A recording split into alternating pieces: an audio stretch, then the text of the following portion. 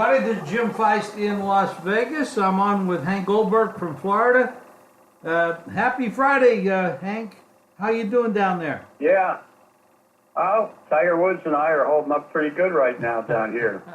Tiger is leading the golf tournament after 15 holes. He's 4 under par today, and you know, Phil Mickelson last week wins, and there would be something if Tiger Woods won this week. It would restore a lot of interest in golf with just a couple of weeks before the Masters. And to think that Phil could win at age 47 and Tiger could come back and win a tournament. And Tiger has been very consistent in his last 3 tournaments. So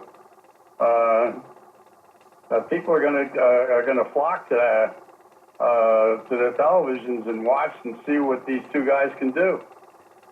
I watched the Phil victory last week, and I've been watching Tiger. I mean, obviously, these guys know how to play golf. Tiger's probably maybe the best ever, and he's rounding into shape. I don't know what the price is. I haven't looked, but I'm just thinking I'm going to go check the prices to win the Masters for both those guys. And, you know, whether you're a dollar player or a $2,000 player, it might be a good hedge to bet both of them to finish in the top 5, top 10, or even win it. So there's some potential there because these guys know how to play that golf course. And yeah, there's a lot of young players out there that are really, really good. But you know, these veterans, they've been around, they know how to win, and they just might sneak in there. Well, they're not sneaking right now. Phil has played very well on the West Coast Tour. He's been in contention every week, and he's made some adjustments to his game, and he said that he was getting ready to win, and he did last week in Mexico. And he's hitting the ball strong. He can still hit it as far as he ever did, and his short game has been fantastic. And Tiger right now is putting very well.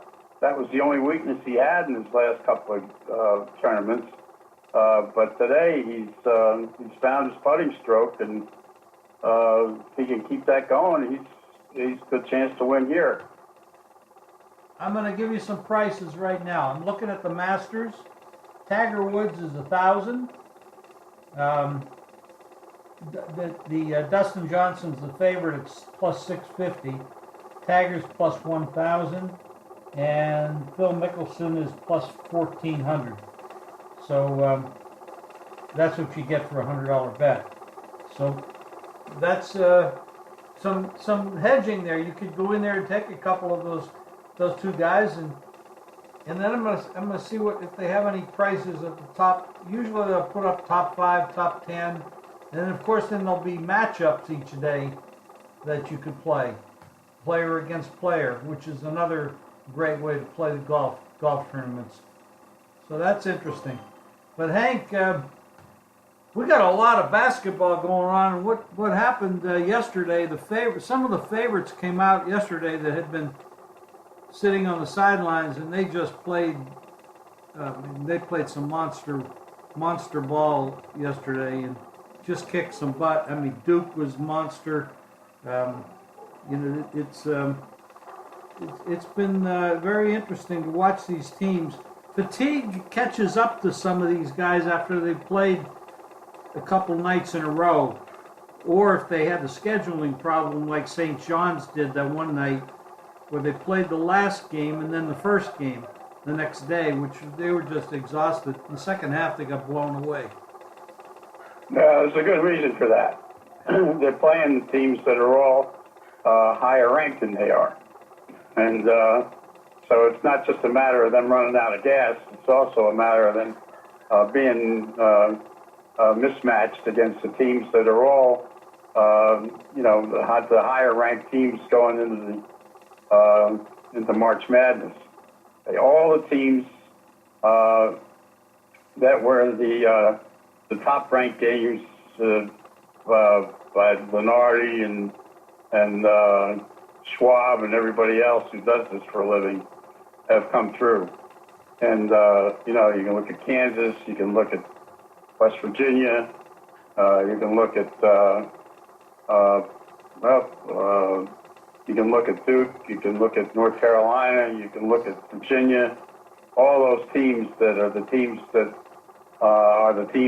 look like they're going to be the favorites. They look like they're ready. They do. Yeah, you look out west. Southern Cal won big last night. Arizona won big.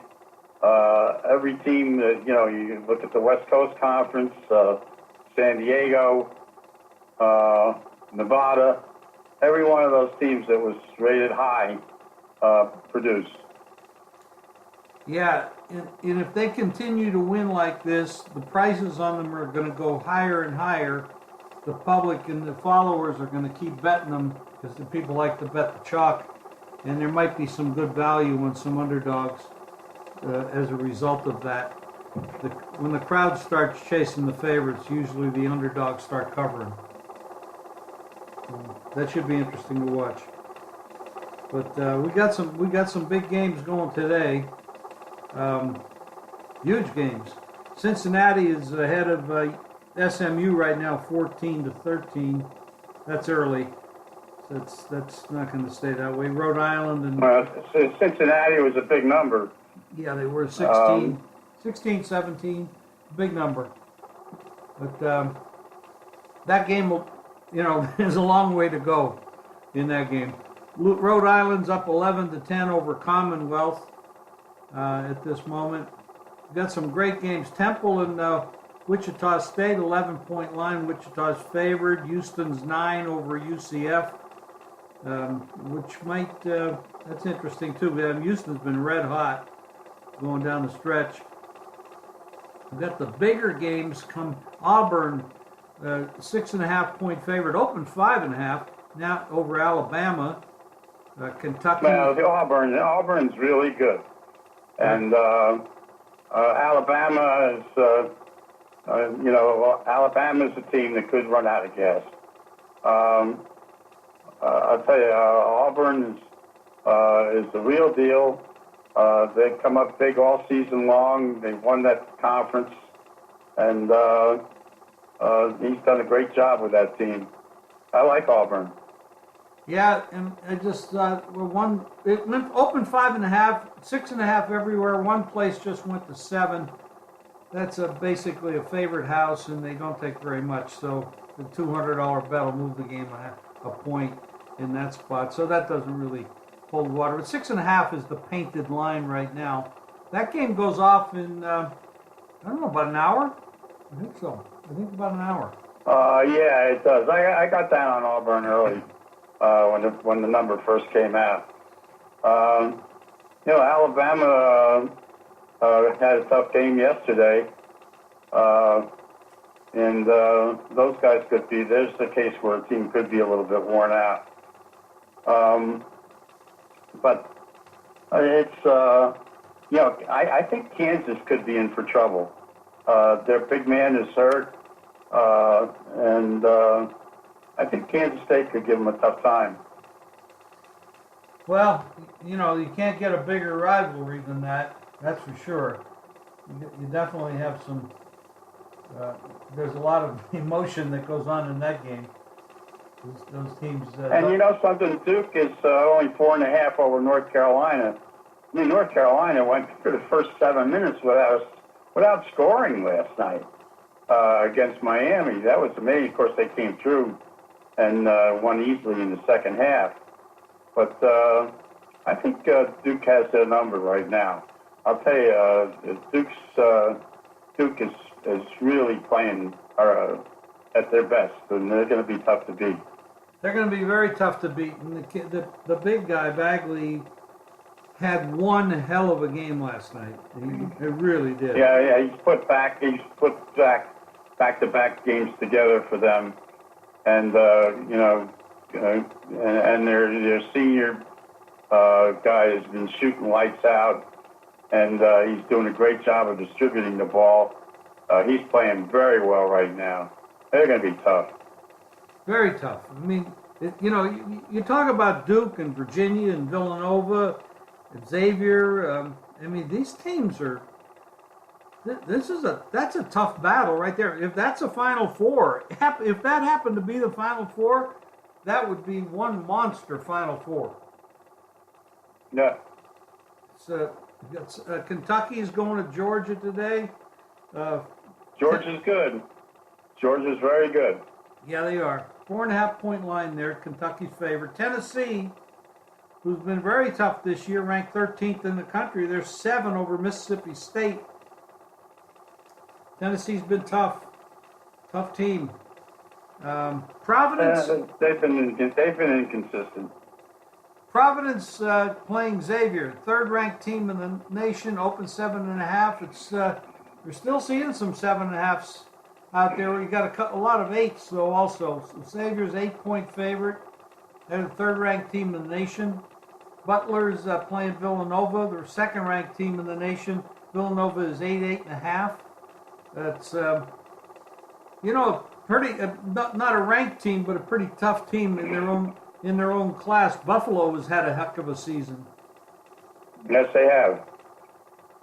And then there's Virginia. There's some interesting decisions going to be made. Arizona State. I know that the experts are saying that they're going to get in. They have not played well at all the second half of the season. Everybody's been beating them out west. I don't think Arizona State deserves a bid at all. I don't either, but I think they're going to get in. Well, that's There possible. are only 3 teams going to get in from that conference. So. Well, I don't think they deserve it, but Middle Tennessee State losing yesterday really opens up a spot, and that's going to be a tough decision because I think Middle Tennessee might still get in.